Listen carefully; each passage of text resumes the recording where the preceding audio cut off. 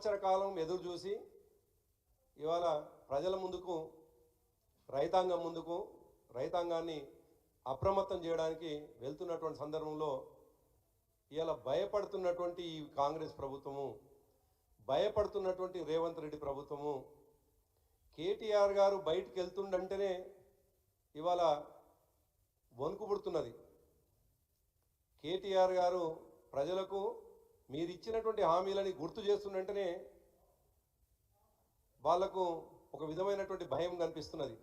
అటువంటి సందర్భంలో మొన్నటికి మొన్న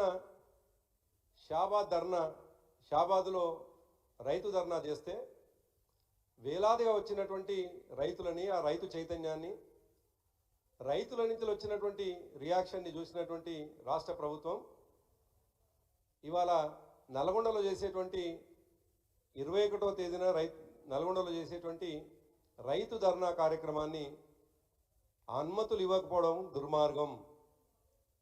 నిజానికి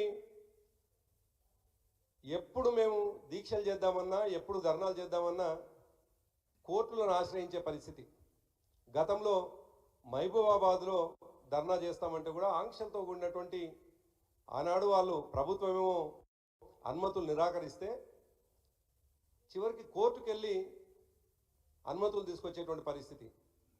చివరికి వాళ్ళ నల్గొండ రైతు ధర్నా కూడా, నల్గొండలో నిర్వహించాల్సినటువంటి రైతు ధర్నా కూడా ప్రభుత్వం అనుమతి నిరాకరిస్తే ఇవాళ కోర్టుకు వెళ్ళాం. మాకు కోర్టులపైన నమ్మకం ఉన్నది, చట్టాలపైన నమ్మకం ఉన్నది. రాజ్యాంగానికి లోబడి మాత్రమే దాదాపు 14 సంవత్సరాలు ఉద్యమంలో పాల్గొన్నాం కాబట్టి రాజ్యాంగానికి లోబడి చట్ట పరిధిలో తప్పకుండా ధర్నాలు నిర్వహిస్తాం. కాబట్టి కోర్టుకు వెళ్ళాం. మేము ఆశిస్తూ ఉన్నాం తప్పకుండా కోర్టు మేము ప్రజాస్వామ్య పద్ధతిలో చేసేటువంటి ధర్నాకు అనుమతిస్తుందనేటువంటి నమ్మకంతో ఉన్నాం. అయితే దురదృష్టం ఏంటంటే కాంగ్రెస్ పార్టీ కూడా వాళ్ళు ప్రతిపక్షంలో ఉన్నప్పుడు కావచ్చు, ఇంకా దారుణం అధికారంలోకి వచ్చిన తర్వాత కూడా ఇదే కాంగ్రెస్ పార్టీ అధికార పార్టీగా, ముఖ్యమంత్రిగా రేవంత్ రెడ్డి గారు, వారి మంత్రివర్గం అంతా కూడా అనేక సందర్భాల్లో ధర్నాలు చేసినటువంటి సందర్భం చూసినాం.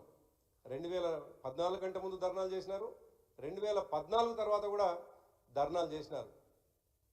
ఇదే నల్గొండలో మేము ఏదైతే ధర్నా చేస్తామని చెప్తున్నటువంటి నల్గొండ క్లాక్ టవర్లో ఇవాళ ప్రభుత్వం చెప్తున్నటువంటి కారణం, 3 కారణాలు చెప్తుంది ప్రభుత్వం.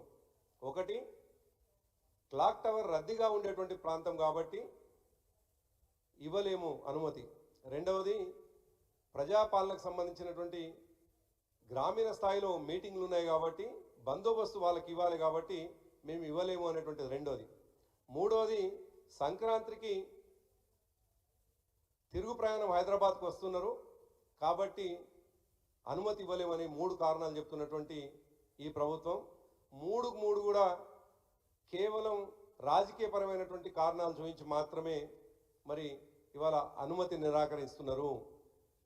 నిరాకరించారు. అయితే ఇదే క్లాక్ టవర్లో నల్గొండ జిల్లాలో జరిగినటువంటి ఏ ధర్నా కావచ్చు, ఏ దీక్ష కావచ్చు, దాదాపు కొన్ని దశాబ్దాలుగా ఇదే క్లాక్ టవర్లో అనేక దీక్షలు చేసినటువంటి సందర్భాలు ఉన్నాయి. ఇవాళ ఆ జిల్లా మంత్రిగా ఉండి దీక్షకు ధర్నాకు అనుమతిని నిరాకరించేదానికి ప్రధాన కారణమైనటువంటి ఆ జిల్లా మంత్రి వెంకటరెడ్డి కూడా అనేక సందర్భాల్లో అక్కడే దీక్ష నిర్వహించిండు. తెలంగాణ ఉద్యమ సందర్భంగా అనేక సందర్భాల్లో మేము అక్కడే దీక్షలు చేసినాం. వెంకటరెడ్డి కూడా వివిధ సందర్భాల్లో అక్కడ దీక్షలు చేసినాడు.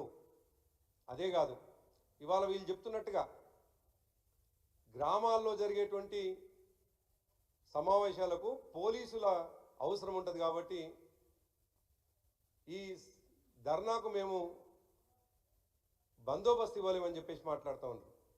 వాళ్ళకి చాలా స్పష్టంగా అర్థమవుతా ఉన్నది, గ్రామాల్లోకి పోతే మేము ఇచ్చినటువంటి హామీలను నిలదీసేటువంటి జనం ఉంటారు కాబట్టి నిజంగానే వీళ్ళు ఇచ్చినటువంటి హామీలు నెరవేర్చుంటే, ప్రజలు ఆమోదయోగ్యంగా ఉండుంటే ఇవాళ వీళ్ళకి బందోబస్తు ఎందుకని చెప్పేసి ఈ సందర్భంగా వాళ్ళని అడగదలుచుకున్నాం.